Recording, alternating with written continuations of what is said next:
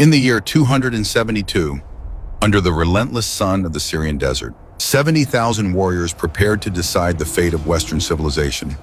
The plains in front of the city of Emesa were about to become the largest slaughterhouse the East had ever seen. On one side, the Roman legions of Emperor Aurelian, exhausted after months of marching through Anatolia. On the other, the most powerful and heavily armored army of the entire Eastern Mediterranean, the cavalry of Palmyra. Heavily armored knights covered in metal from head to toe, their horses armored like moving fortresses. Commanded by Queen Zenobia and her general Zabdas, they represented the last hope of an independent Eastern empire that had dared to challenge Rome. The Roman Empire stood on the brink of total annihilation. The richest provinces that fed Rome with grain, gold, and taxes had fallen into Zenobia's hands. Egypt, Syria, Asia Minor all lost. If Aurelian lost that battle, the empire would shatter forever into 3 hostile kingdoms, and the civilization we know would never have existed. The desert heat exceeded 40 degrees. The Roman soldiers, drawn up in tight formation, watched a wall of iron and muscle advance toward them. The Palmyrene cavalry moved slowly, with the confidence of those who knew they were invincible. Their armor reflected the sunlight like 10,000 mirrors, blinding the enemy. The sound of their horses made the ground tremble. Aurelian knew that a frontal clash meant suicide. Those armored knights had already proven their superiority in the Battle of Emesa just a few weeks earlier. Roman lances bounced off their breastplates like twigs against a mountain. Swords did not penetrate the metal. It was like fighting steel ghosts. But the Roman general had a plan that required iron discipline, steel nerves, and the ability to turn the desert itself into a lethal weapon. He was about to use against Zenobia the same tactic that had worked at Emesa, but this time on an even more devastating scale. Zenobia watched from her position, certain of victory. She had 70,000 men against Aurelian's decimated legions. Her cavalry were unbeatable. Rome had missed its moment. The East would be hers. She was wrong. What was about to happen in the following hours would turn the golden sands of Emesa into a red carpet of blood and twisted men. Thousands of knights and horses would die in a perfectly orchestrated trap, and the fate of the Roman Empire would be saved thanks to a feigned retreat, iron clubs, and the deadliest weapon of all, the desert heat. If you want to discover how Rome survived its darkest moment, subscribe to the channel and turn on notifications. This is the story of the Battle of Emesa, the day when Rome's iron fist smashed the East to save its own future. To understand why 70,000 men massacred each other in the Syrian desert, we must go back 12 years, to the moment when the Roman Empire hit rock bottom. In the year 260, Emperor Valerian marched into Persia with a massive army to face the Sasanian king Shapur I. He was sure of victory. Rome never lost to Eastern barbarians. But in the Battle of Edessa, the unthinkable happened. Valerian was captured alive, a Roman emperor, head of the civilized world, taken prisoner like a common soldier. The sources tell that Shapur used him as a footstool to mount his horse. The humiliation was total. That defeat opened the gates of hell. The empire shattered like glass hit by a hammer. The borders collapsed. Generals proclaimed themselves emperors. Provinces broke away. In Gaul, Britannia, in Spain. The Gallic Empire was born under Postumus, completely independent from Rome. In the East, the situation was even worse. By the year 272, the Roman Empire existed only on paper. It was divided into 3 hostile blocks: in the West, the Gallic Empire; in the center, Italy with the Balkans and African provinces; in the East, the Kingdom of Palmyra. The richest provinces, those producing grain, gold, spices, and taxes, were all in the hands of a woman Rome considered a usurper, Zenobia. Zenobia was born in Palmyra around the year 240. Her Aramaic name was Bat Zabai, but she preferred the Hellenized version. She was no ordinary queen. Ancient sources describe her as a woman of extraordinary culture. She spoke Aramaic, Greek, and Latin perfectly. She studied philosophy and history. She loved hunting and rode like a warrior. She knew how to use weapons and drank wine with her generals without ever losing clarity. But behind this cultured facade hid ferocious ambition. In 267 or 268, her husband, Septimius Odenathus, whom Rome had appointed corrector of the entire East, was assassinated in Emesa along with his eldest son Herodian. The killer was Maeonius, Odenathus's nephew. The sources suggest that Zenobia herself orchestrated the murder. Shortly afterward, she also had Maeonius executed. With her husband dead, Zenobia proclaimed her son Vobalathus new lord of Palmyra and declared herself regent. But everyone knew who really commanded. She appointed Zabdas, an Armenian general of extraordinary skill, supreme commander of the troops, and began building her empire. In 269, Palmyrene troops invaded Egypt. General Zabdas led 50,000 men against Rome's granary. After a series of battles against the Roman general Temujin, Egypt fell. Zenobia controlled the grain that fed Rome. Then she conquered Arabia, Syria, parts of Asia Minor. Her kingdom stretched from the Taurus to the Arabian Gulf, but it was not enough. Zenobia began appearing in public wrapped in a purple cloak, the color reserved for Roman emperors. She called herself Imperatrix Romanorum et Augusta, Empress of the Romans and Augusta. She minted coins with her effigy, declared herself a descendant of Cleopatra, and saw herself as the new queen of an independent East. Rome initially tolerated this audacity. Emperor Gallienus had too many problems in the West to deal with Palmyra. But when Claudius II ascended the throne, things changed. And when Claudius died of plague in 270, his successor decided the time had come to act. His name was Lucius Domitius Aurelianus. Born in 214 in a peasant family near the Danube on the empire's borders, his father was a colonist, his mother probably a priestess of Sol Invictus. Nothing in his origins suggested he would become the man who saved Rome. Aurelian joined the army young and immediately distinguished himself for brutal courage. One source recounts that during a military tournament under Emperor Decius, he killed 48 enemies in a single day. 48. The emperor was so impressed that he gave him gold bracelets and collars, but also asked him to retire from competitions, fearing his violence was excessive. His military career was meteoric.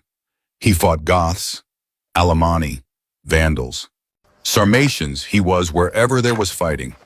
The soldiers called him Manus et Ferrum, hand on sword, because he drew his weapon faster than anyone. He was tall, thin, with a regular face and eyes that never lost calm. But beneath that controlled appearance lay an iron will. Aurelian was an implacable disciplinarian. His rules for soldiers were harsh. No prostitutes, no selling fodder meant for horses, weapons always clean. Uniforms in order, decent behavior. Whoever broke the rules was publicly flogged. But his men adored him because he always fought in the front line and shared every danger with them. In 270, after the death of Claudius II, the army proclaimed him emperor. Aurelian was 56 years old. Ahead of him lay an impossible task: reunify a shattered empire, repel invasions on all fronts, restore the collapsed economy. Any other man would have given up. He began to fight. First, he repelled the Vandals from Pannonia, then defeated the Alemanni and Euthungi who had invaded northern Italy. Reaching as far as Piacenza, he won a battle near Fano and another on the Ticinus. Thousands of barbarians died. For 150 years, no invader set foot in Italy again. In 271, with Italy safe, Aurelian looked east. Zenobia had just proclaimed her son, Vobalathus Augustus, a title reserved for the emperor. It was an open declaration of war. Aurelian marched east with his legions. The moment of reckoning had come. Two visions of the world. Zenobia dreamed of an independent Eastern empire, heir to Cleopatra and the Hellenistic kingdoms. Aurelian wanted to restore Rome's unity at any cost. Only one could survive, and the empire's fate would be decided in the sands of Emesa. Aurelian knew he could not attack Zenobia immediately. First, he had to consolidate his power and prepare the army. At the beginning of 272, he did something surprising. He officially recognized Vobalathus, Zenobia's son, as legitimate ruler of the eastern provinces. He granted him the titles Vir Consularis, Rex Imperator and Dux Romanorum. He even allowed coins to be minted with Vabalathis's image on one side and his on the other. It was a brilliant diplomatic move. Aurelian gained time to organize his campaign, and formally the empire remained united. But Zenobia interpreted this recognition as weakness. She made the fatal mistake. She began calling herself Augusta and proclaimed her son Augustus titles reserved exclusively for the Roman emperor. The new Palmyrene coins showed only her and Vabalithus. Rome had been erased. For Aurelian, this was too much. The diplomatic fiction was over. He prepared his legions and marched east. But he did not present himself as a vengeful conqueror. On the contrary, he proclaimed himself restitutor, restorer, not punisher. He promised clemency to cities that surrendered voluntarily. He wanted to reconquer the East, not destroy it. The campaign began in the spring of 272. Aurelian crossed the Bosphorus and entered Asia Minor. Bithynia, conquered by Zenobia only 2 years earlier, surrendered practically without fighting. The cities opened their gates. The population acclaimed Aurelian as liberator. Many citizens were tired of Palmyrene rule and the taxes Zenobia imposed to finance her army. Aurelian advanced rapidly. He took Ancyra without resistance. Then he marched on Tyana, a fortified city on the route to Syria. The inhabitants closed the gates and prepared to resist. The siege seemed inevitable. But a traitor opened the gates at night and delivered the city to the Romans. Aurelian entered, and his soldiers wanted to plunder everything. But the emperor kept his promise of clemency. He executed only the traitor who had opened the gates, explaining that Rome did not reward traitors. The rest of the population was spared. This clemency proved a formidable weapon. The news spread quickly throughout the East. The cities understood that surrendering to Aurelian meant salvation. Resisting meant risking destruction only if Rome won. Popular consensus began to shift. Meanwhile, Zenobia ordered Zabdas to withdraw from Bithynia and concentrate all forces in Syria, the heart of her kingdom. According to the queen's calculations, it would be easier to repel Aurelian there. On familiar ground with short supply lines and loyal population, Zabdas chose to defend Antioch, the Syrian capital and third largest city of the empire. He gathered an imposing army, the remains of at least 2 Roman legions that had defected, thousands of Palmyrene archers, and above all the Clibanarii, the heavy cavalry that was Palmyra's true pride. The Clibanarii were the ultimate evolution of armored cavalry. Every knight wore full metal armor, helmet, breastplate, protections for arms and legs. Even the horses were armored with metal plates covering head, neck, chest, and flanks. When they charged in compact formation, they were like an unstoppable steel avalanche. Roman lances bounced off their armor. Swords did not penetrate the metal. They were superior in number and quality to Roman cavalry. Zabdas deployed the army outside Antioch, near the Lake of Antioch, in an area called Emesa. The terrain was perfect for the Clibanarii, open plains where they could maneuver and charge with full power. It was a direct challenge. Zabdas wanted the frontal clash because he knew he had military superiority. Aurelian initially tried to bypass the enemy position, but Zabdas sent his contingents to intercept him on the road to Berea. The clash became inevitable. It was the beginning of 272. The Battle of Emesa began with the Clibanarii charge. Thousands of armored knights hurled themselves against the Roman cavalry. The ground trembled under the hooves. Dust rose like a cloud. The Romans seemed helpless before that mass of steel, but Aurelian had studied the enemy. He knew the Clibanarii had a critical weakness: weight. A fully armored knight with an armored horse weighed as much as 3 normal men. Under the Syrian sun, amid the dust, that weight became a weapon against those who carried it.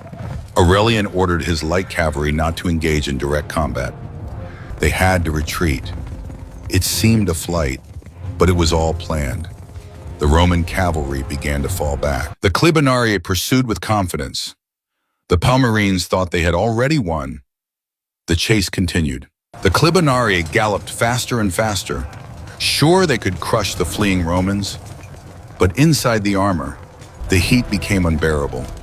The horses began to slow. The knights panted.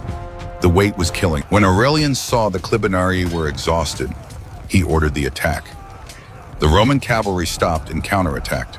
The Clibanarii, exhausted by weight and heat, could no longer defend effectively. Meanwhile, the Roman infantry crossed the Orontes and attacked Zabdus's troops on the flank. It was a rout. Zabdus realized he had lost. He ordered the retreat to Antioch. But fearing the population would learn of the defeat and revolt against him, he devised a brilliant deception. He dressed a soldier as a Roman emperor and paraded him through the streets of Antioch, announcing that Aurelian had been captured. The population celebrated that night while everyone slept. Zabdus and Zenobia fled with the army toward Emesa, leaving only a small garrison on the hill of Daphne, a suburb south of Antioch. The next day, Aurelian entered Antioch and found the city most of the inhabitants, terrified by the arrival of the Roman army, had fled following Zenobia. Aurelian immediately had proclamations posted throughout the city, promising no one would be punished. The inhabitants had been forced to obey Zenobia out of necessity, not choice. Total pardon. Within a few days, the population returned. Antioch reopened its gates. Aurelian was welcomed favorably. The clemency shown at Tiana had borne fruit, but the problem of the Daphne garrison remained.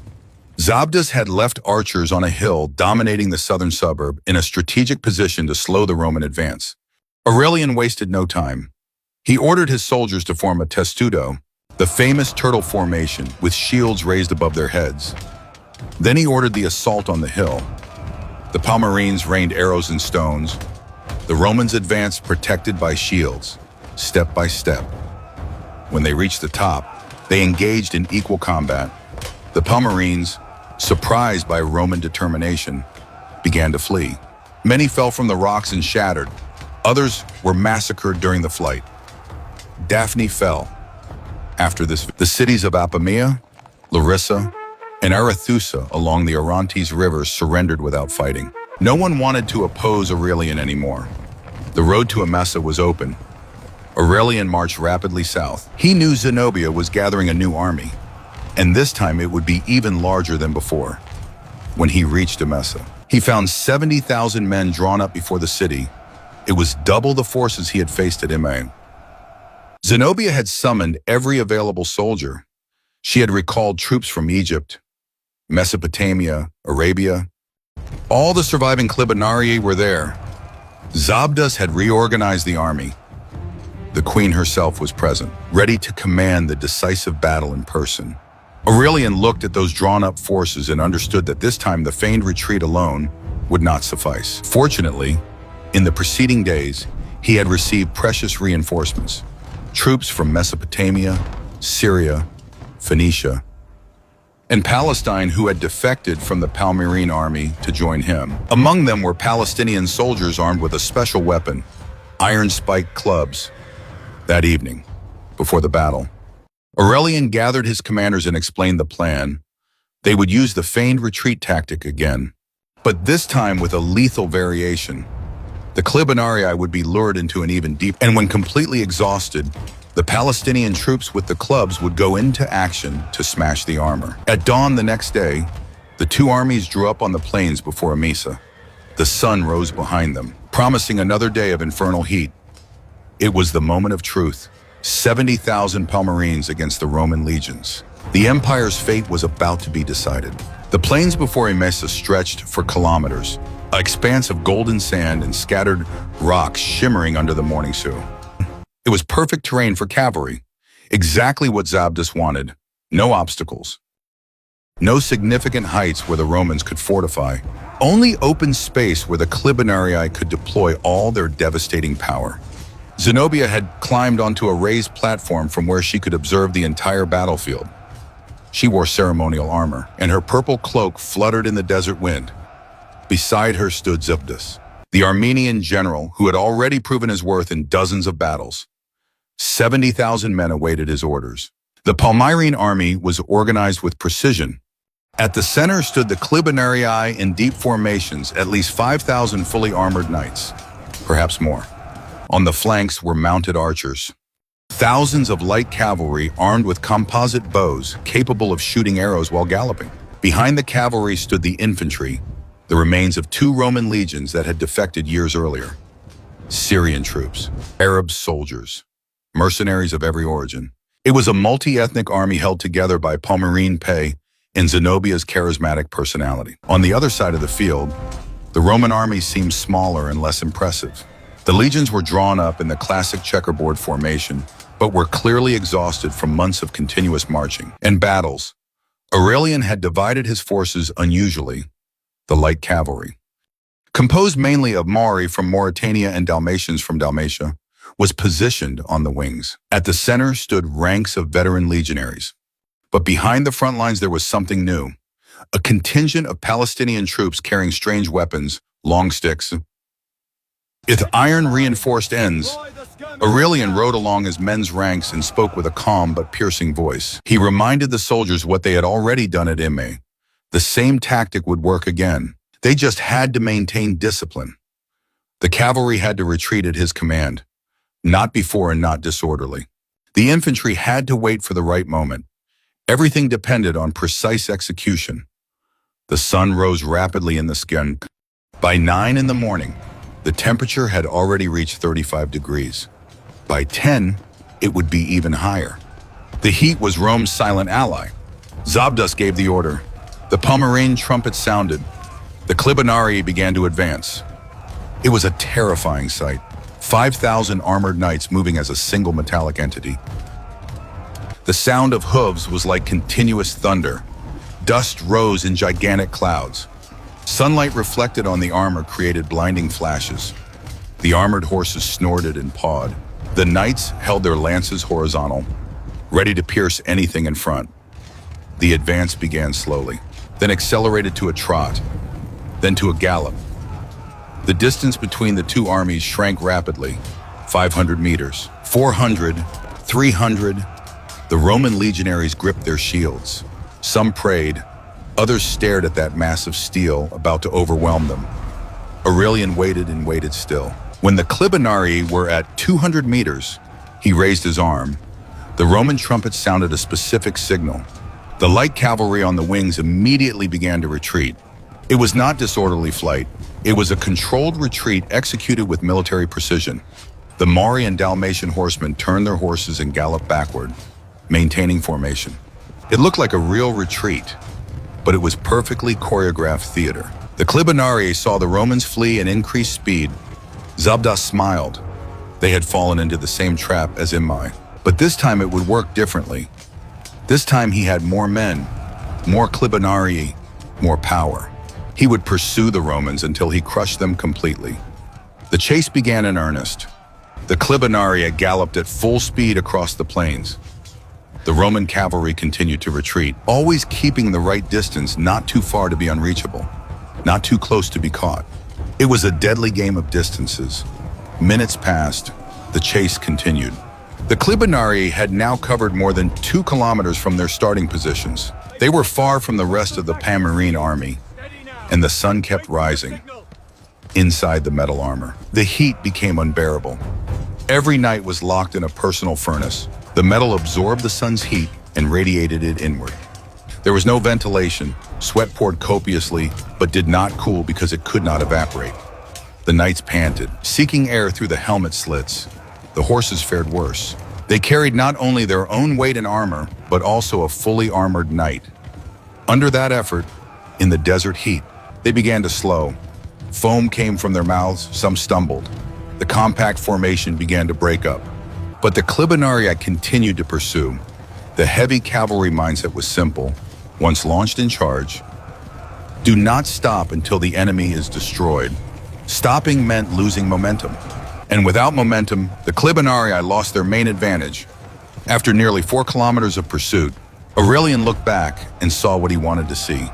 The Clibanarii were scattered, disorganized, the horses visibly exhausted. It was the moment. He raised his sword. The trumpet sounded a different signal.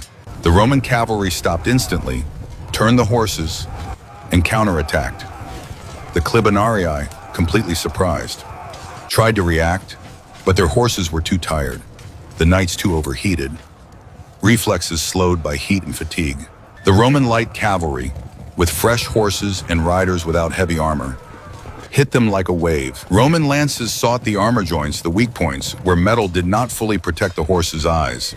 Unprotected legs, knights were unhorsed, horses fell, chaos spread among the Clibanarii. But the real slaughter had yet to begin. While the cavalry clashed on the plains, Aurelian gave the order to the infantry. The Roman cohorts advanced rapidly, crossed the Orontes River at shallow points, and headed toward the right flank of the Palmyrene army. The goal was to cut the Clibanarii off from the rest of the enemy forces. Zabda saw the maneuver and ordered his infantry to intercept the Romans, but it was too late. The Roman legions were already in position, and with them advanced the Palestinian troops with their clubs. The Palestinian soldiers were armed in a special way. They carried sticks about 1.5 meters long, with ends reinforced by heavy iron spikes. They were not swords, not lances, they were war clubs designed for one purpose: to smash armor. When the Palestinian troops reached the exhausted Clibanarii, the real massacre began. The clubs rained down on the armor with devastating force. The metal dented, bent, broke. The mail armor protecting the joints gave way under the blows. Bones fractured even when the armor held because the force of the blow transmitted through the metal. A fully armored knight struck by a club fell from his horse like a sack of stones. Unable to move nimbly because of the armor's weight, he became an easy target for the next blow. Head, neck, shoulders, arms, every part of the body became vulnerable once on the ground. The Clibanarii tried to defend themselves, but they were too slow. The armor that had protected them from arrows and lances now condemned them. They could not run, could not dodge, could not even stand up quickly if they fell. They were individual fortresses turned into individual tombs. The battlefield became an infernal scene. Thousands of armored knights were methodically massacred by the Palestinian troops. The sound of clubs striking metal echoed like a hammer on an anvil, multiplied thousands of times. Horses screamed, men screamed, dust mixed with blood, creating a reddish mist. Zenobia watched in horror from her position. Her invincible army was being destroyed before her eyes. The Clibanarii, her pride. Her ultimate weapon were being slaughtered like animals in a slaughterhouse. Zabda shouted something to her, but she did not hear. The noise of battle was deafening. The Palmyrene infantry tried to intervene, but the Roman legions kept them engaged. Every attempt to rescue the Clibanarii was repulsed. Aurelian had planned everything perfectly. The Clibanarii were isolated, exhausted, and under attack from every direction. After 2 hours of carnage, the surviving Clibanarii began to flee, but fleeing in full armor is almost impossible. Many removed their helmets to breathe and were immediately targeted by arrows. Others tried to remove their breastplates while running and fell. Some simply surrendered, throwing down their weapons and raising their hands. But the Clibanarii's flight created an even more serious problem for the Palmyrene army. The retreating knights crossed their own infantry lines, creating chaos and disorganization. The Palmyrene infantrymen, seeing their invincible Clibanarii fleeing, lost all will to fight. Panic spread like the Palmyrene retreat became a total rout. 70,000 men tried to flee at the same time in the confusion. Soldiers trampled each other. Those who fell were trampled by those behind. The formations disintegrated completely. The Roman legions pursued without mercy. It was no longer a battle, it was a manhunt. The legionaries struck the fugitives in the back. The light cavalry charged isolated groups. The Palestinian troops continued to smash armor. Every meter of the battlefield was covered with corpses. At the end of the day, when the sun began to set with the plains before Emesa were transformed into a gigantic cemetery. Thousands of human bodies lay motionless under the sun. Thousands of dead or dying horses covered the ground. The Clibanarii's armor, that in the morning shone like mirrors, now dented, dirty with blood and dust, turned into metal coffins for their owners. Ancient historians recount that the plain was an authentic carnage of men and horses. They were not exaggerating. Modern estimates suggest that between 10,000 and 15,000 Palmyrenes died that day. Most were Clibanarii Palmyra's military elite, trained for years, equipped at enormous cost. In a single day, Zenobia lost the backbone of her army. The survivors fled desperately toward Emesa. Among them were Zenobia and Zabdas, who had barely managed to save themselves. They entered the city and closed the gates, but both knew Emesa could not hold out. The population was hostile, supplies scarce, the army destroyed. That night, while the Romans camped on the battlefield surrounded by the dead, Zenobia made the most difficult decision of her life. She would abandon Emesa and head for Palmyra. There she would organize the last resistance. It was the only hope left. But in the haste of flight, she made a fatal mistake. She left her personal treasure hidden in some building in the city. Gold, gems, silver, everything she had accumulated in years of conquests. She had no time to recover it. She had to flee immediately or risk capture at dawn the next day. Aurelian received news that Zenobia had fled during the night. He entered Emesa without meeting resistance. The population welcomed him as a liberator. And when his soldiers found Zenobia's abandoned treasure, the emperor smiled. Not only had he destroyed the enemy army, but he had also captured the riches that would finance the last Palmyrene resistance. The Battle of Emesa was over. Rome had won, but the war was not yet finished. Palmyra waited, and Zenobia would not surrender. Zenobia fled Emesa on the darkest night of her life. She, who a few hours earlier had been a queen certain of victory, now rode desperately through the desert, surrounded by the remnants of her destroyed army. Zabdas rode silently at her side. There was nothing to say. They had lost everything in a single day. The journey from Emesa to Palmyra crossed about 200 kilometers of desert. Normally, it took 4 or 5 days of organized march, but Zenobia had no time. Aurelian would soon pursue. She pushed the horses to the limit, stopping only when absolutely necessary. The surviving soldiers followed her like ghosts, traumatized by the carnage they had witnessed. Many Clibonari had abandoned their armor on the battlefield. It was too heavy for a quick escape. Those men who in the morning seemed invincible now rode in simple tunics, indistinguishable from common soldiers. Palmyra's pride had been completely humiliated. During the flight, Zenobia obsessively thought about the treasure she had left in Emesa, gold enough to pay a new army, gems that could buy alliances, silver to mint coins and finance resistance that all lost to haste. That treasure represented years of conquests, taxes collected from Egypt, tributes from Syria, war booty.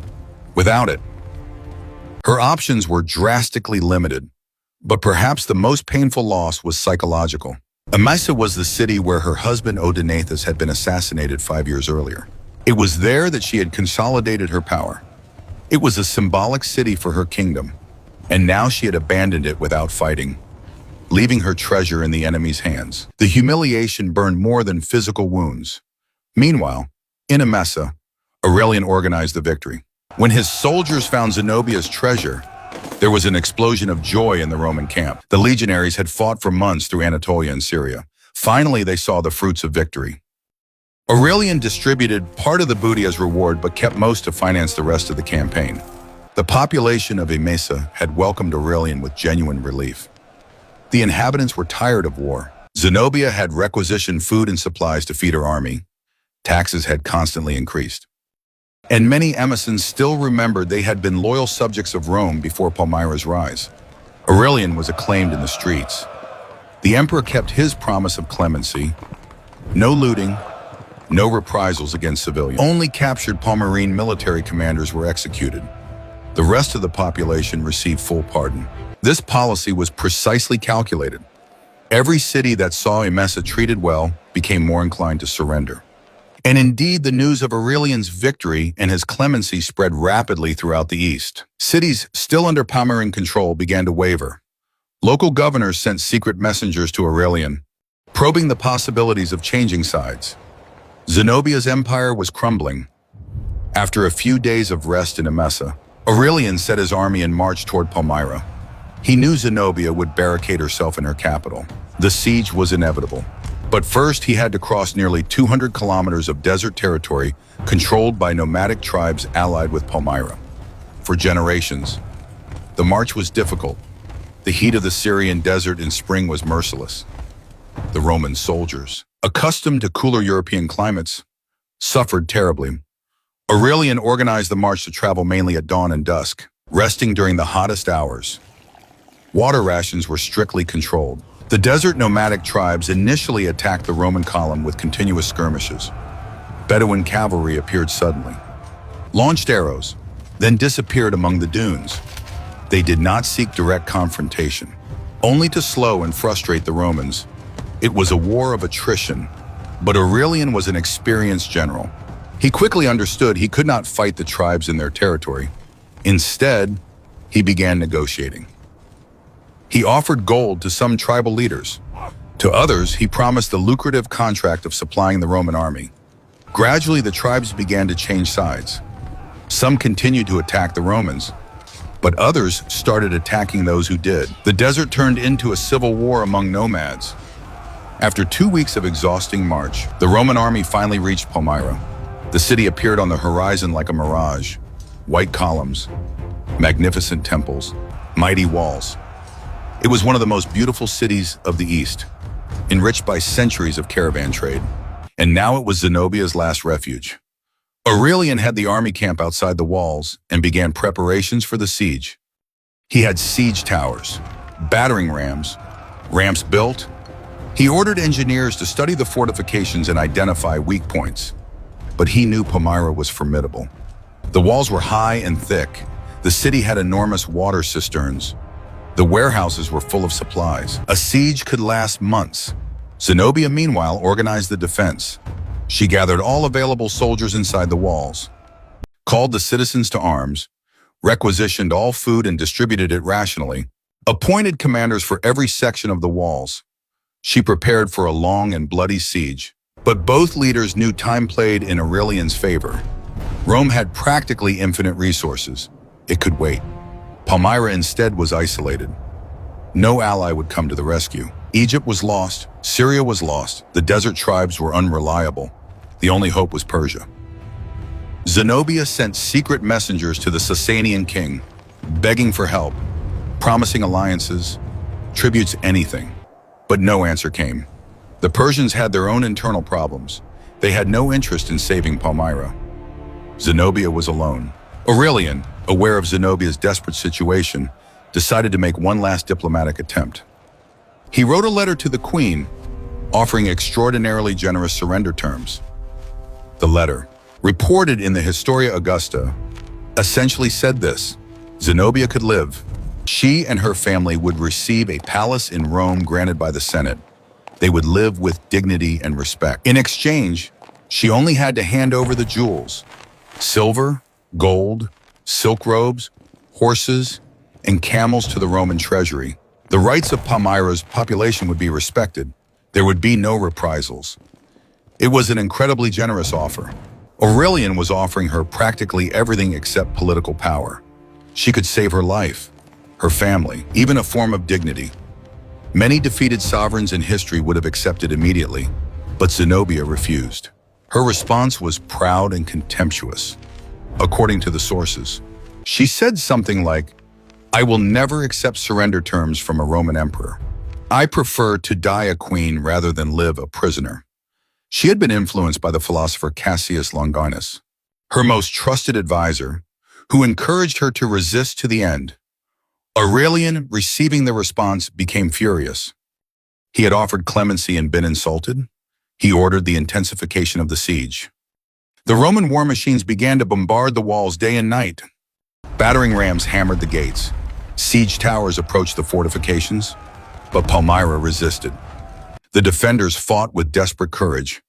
Every Roman assault was repulsed with heavy losses. Weeks passed. The siege seemed destined to last months.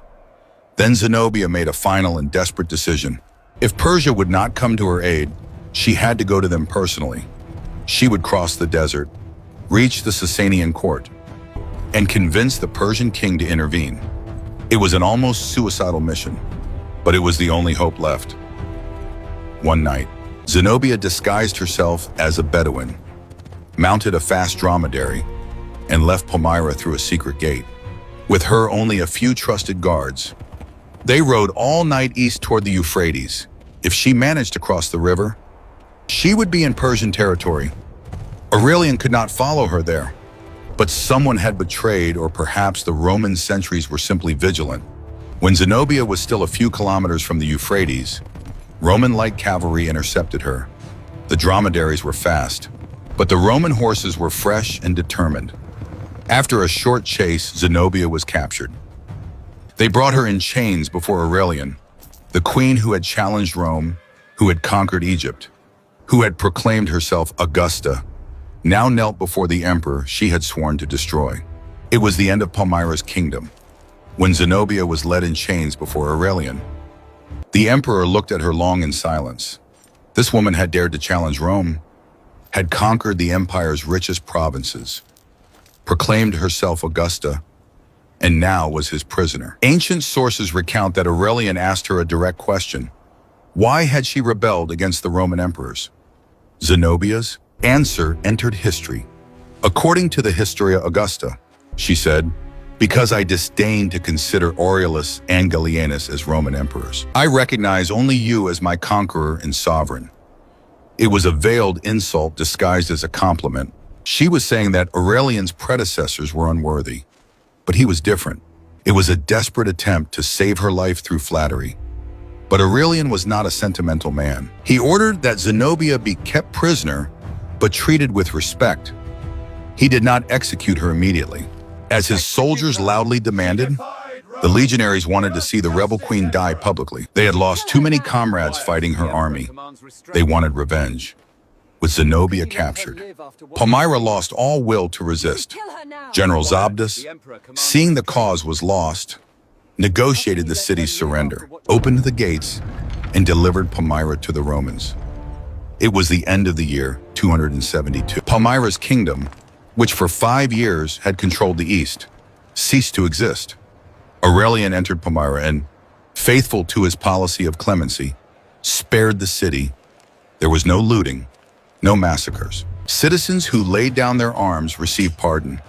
It was a brilliant strategic decision. Aurelian wanted to show the East that Rome could be generous to those who surrendered. Zenobia and her most trusted advisors were transported in chains to Emesa to be tried. The trial was more a formality than a real investigation. The outcome was already decided. But Zenobia, facing the possibility of death, did something surprising and controversial. She betrayed her own advisors. According to ancient sources, Zenobia declared she had been manipulated by her advisors, especially the philosopher Cassius Longinus. She claimed she was only a woman of the weaker sex, easily influenced. They had pushed her to rebellion. They had advised her to refuse Aurelian's surrender offer. They were the true culprits. It was a cowardly but effective defense. Cassius Longinus and other advisors were executed. Zenobia instead had her life spared. Aurelian had decided she was more useful alive than dead. A defeated but living queen could be paraded in his triumph in Rome. A dead queen was just a corpse. In 273, Aurelian returned to Rome, bringing with him the most important prisoners. He organized one of the most spectacular triumphs in Roman history. Zenobia was forced to parade through the streets of Rome in golden chains, dressed in sumptuous clothes but clearly a prisoner. The chains were so heavy that attendants had to help her walk. The Roman population crowded to see the Eastern queen who had dared challenge the empire. But Zenobia's final fate remains controversial. Ancient sources tell different versions. According to some, she died during the journey to Rome from illness or hunger. According to others, she drowned together with other prisoners. But the most fascinating and probably most accurate version recounts that Aurelian, struck by her beauty, dignity, and intelligence, decided to spare her completely. He granted her an elegant villa in Tibur, present-day Tivoli, near. There Zenobia lived as a respectable Roman matron. It is said she married a Roman senator and lived in luxury, becoming an influential figure in the capital's philosophical and intellectual circles. Some Romans benevolently criticized Aurelian for this decision, but the emperor replied with a famous phrase, "She is an extraordinary woman. She deserves respect."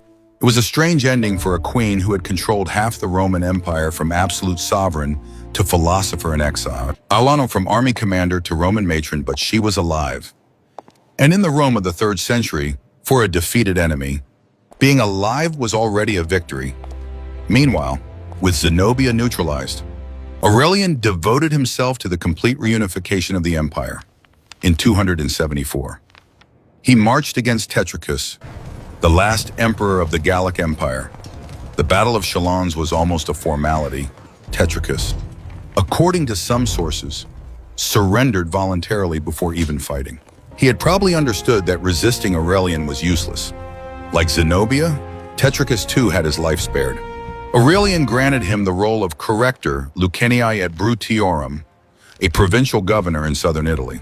It was a respectable position, though infinitely less prestigious than being emperor. But Tetricus was alive and had maintained a form of dignity. With Tetricus's defeat, the Roman Empire was finally reunified. After 12 years of fragmentation, the western, central, and eastern provinces were again under a single sovereign. Aurelian received the title Restitutor Orbis, Restorer of the World. It was a well-deserved title. In only 5 years of reign, he had saved Rome from total annihilation, but Palmyra's story was not yet finished. In 273, while Aurelian was traveling to Rome with his prisoners, the city rebelled. An usurper named Antiochus proclaimed himself emperor and convinced the citizens to close the gates against Rome. They also held Marcellinus, the Roman prefect of Mesopotamia, when Aurelian received the news. He immediately turned back with his army. This time there would be no clemency. Palmyra had betrayed his generosity, had abused his trust. Pardon had limits. The Roman army besieged Palmyra for the second time, but this time the city had no hope left. There was no more Zenobia, no more army, no more allies. After a few weeks, the gates opened. Antiochus was captured. Surprisingly, Aurelian pardoned even Antiochus. He let him live. But Palmyra itself received no clemency. The Roman soldiers entered the city and systematically plundered it. The temples were stripped of their riches, public buildings demolished, walls torn down, the population dispersed. It was not a total massacre. Aurelian did not order the indiscriminate killing of citizens, but he ordered the systematic destruction of the city as a political and economic entity. Palmyra had to cease to exist as a power. Its ruins would be a warning to anyone thinking of rebelling against Rome. The destruction of Palmyra was rapid and total. Within weeks, what had been one of the most beautiful and richest cities of the East became little more than a village. The great columns remained standing, silent witnesses of a lost grandeur, but commercial, cultural, and political life was finished. Aurelian brought to Rome the most beautiful statues of Palmyra. He decorated the new temple of Sol Invictus with Palmyrene works of art. It was a symbolic message. The riches of the East now belonged to Rome. The sun shone over the entire empire, not just over a rebel province. With the East pacified and the empire reunified, Aurelian devoted himself to internal reforms. He reformed the monetary system, trying to solve the inflationary crisis that had afflicted Rome for decades. He increased the free distribution of food in Rome, reducing the risk of urban riots. He strengthened the Danubian frontiers against barbarian invasions. But above all, he built the Aurelian walls around Rome. They were massive walls, almost 20 meters high, surrounding the entire city. It was an implicit recognition that even the capital was no longer safe from invasions. But they were also a symbol of Rome's determination to survive. In 275, Aurelian decided to launch a great campaign against Persia. He wanted to definitively avenge Valerian's capture, reconquer Mesopotamia, and demonstrate that Rome was again the dominant power in the East. But he never reached Persia. While marching with his army between Perinthus and Byzantium, he was assassinated by a group of officers. The exact circumstances remain obscure. According to some sources, an imperial secretary, fearing execution for some mistake, forged a document listing officers destined for death. The officers, believing they were condemned, killed Aurelian in self-defense. It was an absurd death for a great emperor. In 5 years, he had saved Rome from total collapse, reunified the empire, defeated invaders on every frontier, reformed the economy, and strengthened defenses, and he died because of a misunderstanding. Killed by his own men, Aurelian's widow, Ulpia Severina, briefly ruled as regent. Then the Senate appointed the elderly Marcus Claudius Tacitus as new emperor. But without Aurelian, the empire quickly slipped back into chaos. It took another 10 years and the arrival of Diocletian before Rome found stability again. Aurelian's short reign had saved Roman civilization. Without him, the empire would probably have shattered definitively into 3 separate kingdoms. The West would never have known Constantine, Christianity as state religion, the transmission of classical culture to the Middle Ages. The Battle of Emesa was not just a military clash. It was the moment when the fate of Western civilization was decided. The Battle of Emesa does not appear in history books with the same prominence as Cannae, Alesia, or Adrianople. Yet on that day in 272, something fundamental was decided. Whether Roman civilization would survive, or whether the ancient world would fragment definitively into separate and hostile kingdoms. Imagine what would have happened if Zenobia had won. The East would have remained independent, controlling Egypt, Syria, and Asia Minor. The West would have remained under the Gallic Empire. In the center, an isolated and weak Italy surrounded by enemies. In a few years, even this residual Rome would probably have collapsed under the pressure of barbarian invasions. Without a unified empire, there would have been no Constantine converting to Christianity, no universal Christian church based in Rome. Greco-Roman culture would not have been transmitted intact to the Middle Ages. The Latin alphabet, Roman law, classical philosophy, architecture, literature, all this cultural heritage risked being lost in a mosaic of perpetually warring kingdoms. The battle teaches us profound lessons about leadership under extreme pressure. Aurelian faced an apparently impossible situation. His army was numerically inferior. The enemy had superior military technology, the armored Clibanarii. The terrain favored the enemy. Any rational general would have avoided direct confrontation. But Aurelian understood something essential. The enemy's apparent strength hid a critical weakness. The Clibanarii were invincible in a short clash, but in a prolonged battle under the desert sun, their own advantage turned into condemnation. The weight of the armor combined with extreme heat made them vulnerable. This ability to identify and exploit the opponent's hidden weaknesses is what distinguishes great leaders from mediocre comma. Aurelian did not try to fight the Clibanarii on their terms. He did not attempt a frontal clash where he would surely have low. And instead, he turned the battlefield itself into a weapon, using climate, terrain, and time as allies. The lesson applies well beyond the military context. In modern competitive situations, whether corporate, political, or personal, we often face opponents who seem to have insurmountable advantages, more resources, better technology, dominant position. But every strength carries an intrinsic weakness. Great companies are slow to adapt. Dominant technologies become obsolete. Entrenched positions create complacency. Zenobia represents the danger of ambition, untempered by realism. She was an extraordinary leader in many respects. Cultured, intelligent, courageous. She had built an impressive empire in a few years. But she made critical mistakes due to excessive confidence. The first mistake was underestimating Rome's determination. Zenobia saw the weak emperors who preceded her and concluded that Rome was finished. She did not understand that an exceptional leader could still reverse the trend. She projected the past into the future without considering that circumstances could change. The second mistake was refusing Aurelian's generous offer after the battle. She could have saved thousands of lives, preserved Palmyra as a city, and maintained a form of dignity for herself and her family. Instead, she listened to advisors who told her what she wanted to hear, not what she needed to hear. Pride blinded her to the reality of her situation. The third mistake was repeating at Emesa the same tactic that had failed at Emesa. The Clibanarii charged again, pursued again, and were destroyed again. Zenobia and Zabdas did not adapt their strategy. They believed that with more men they would win, but more men using the same failed tactic only lead to a bigger defeat.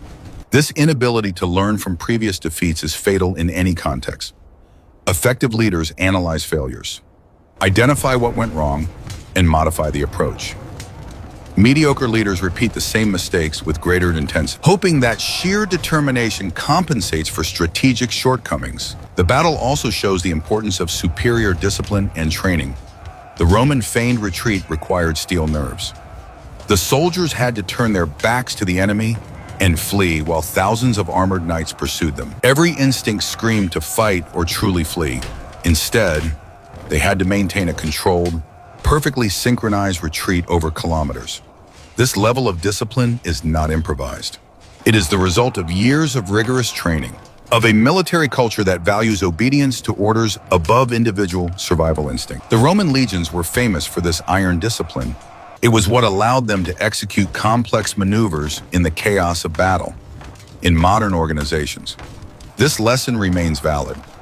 Successful companies are not those with the most brilliant strategies on paper, but those that can execute complex strategies with precision. The difference between an excellently planned but poorly executed strategy and a mediocre plan executed perfectly is often victory or defeat. The battle also raises complex moral questions. Was Aurelian a liberator or a ruthless conqueror? It depends on the perspective. For the Romans, he was restoring legitimate order and reunifying an empire that belonged to them by right. For the Palmyrines, he was crushing an independent kingdom and imposing foreign domination. The eastern provinces under Zenobia enjoyed a certain autonomy. Taxes remained in the east instead of being sent to Rome. Local culture was respected. Palmyra represented an alternative vision, a Hellenistic Eastern Empire, heir to Alexander the Great and Cleopatra, not subordinate to Rome. But was this vision realistic? Palmyra alone did not have the resources to resist both Rome and Persia. Zenobia had conquered territories she could not defend long-term. Her empire was built on a temporary window of Roman weakness. When Rome found a strong leader, the Palmyrene Empire collapsed in a few months. Aurelian's clemency toward conquered cities and even toward defeated enemy leaders deserves reflection. It was not sentimental pity. It was brilliant strategic calculation. Every city that saw Tiana or Emesa treated well became more inclined to surrender. Every governor who saw Zenobia and Tetricus living with dignity understood that surrender did not mean automatic death. This policy dramatically accelerated the reunification of the empire. If Aurelian had massacred the populations of the first conquered cities, every subsequent city would have resisted to the last man. The East would have become a slaughterhouse. Instead, most cities surrendered voluntarily, saving tens of thousands of lives. The lesson for modern leaders is clear. Strategic generosity toward defeated enemies that can be more effective than punishment. Leaving an honorable way out reduces desperate resistance. This principle applies in business negotiations, diplomatic conflicts, even personal disputes. However, the second destruction of Palmyra also shows the limits of clemency. When the city rebelled a second time, Aurelian destroyed it without mercy. The message was clear. Generosity offered once and betrayed is not offered again. There is a delicate balance between being perceived as magnanimous and being perceived as weak. Aurelian's premature death at 51 years old represents one of the great tragedies of Roman history. If he had lived another 10 or 15 years, he could have fully consolidated his reforms, conducted that campaign against Persia, stabilized the economy durably. Instead, his death plunged the empire back into chaos. This reminds us how much history depends on the individual lives of extraordinary people. A random assassination changed the course of events. If that secretary had not forged that document, if those officers had not believed the forgery, Aurelian would have lived. Rome would have had a different path. It is an unsettling reminder of how contingent history is, not inevitable. The Battle of Emesa deserves to be remembered not only as a military victory, but as a decisive moment for civilization. In that desert plain, under the merciless sun, it was decided whether the ancient world would survive long enough to transmit its legacy to the future. Aurelian won that battle, and we 2,000 years later still live in the consequences of that victory, in your opinion. Was Aurelian a hero who saved civilization, or a ruthless imperialist who crushed legitimate Eastern autonomy aspirations? The answer is not simple. History is rarely black or white, but it is essential that we ask ourselves these questions. Leave your answer in the comments and let's discuss together. If this epic story of strategy, survival, and destiny has fascinated you, subscribe to the channel and turn on the bell. We have many other decisive battles that changed the course of history. Next week, we will explore another moment when everything hung by a thin thread. Click on the video appearing on screen and continue this journey through the moments that built our world.